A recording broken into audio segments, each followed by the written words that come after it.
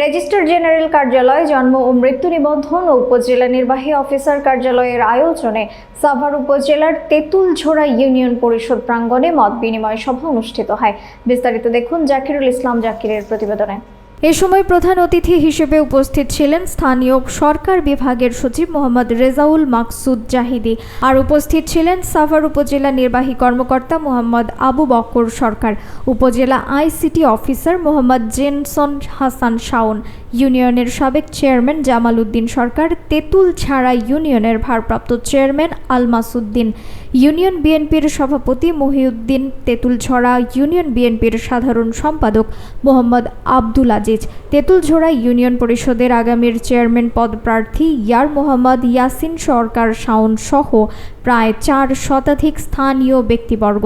এ সময় প্রধান অতিথি বলেন, রাষ্ট্রের সকল পরিবারের নবজাতক শিশুর জন্ম নিবন্ধন ও মৃত্যু নিবন্ধন করা মৌলিক দায়িত্ব। সঠিক তথ্য প্রদানের মাধ্যমে নাগরিক সুরক্ষা সেবা অধিকার প্রতিষ্ঠার জন্য সকলের সহযোগিতা কামনা করেন।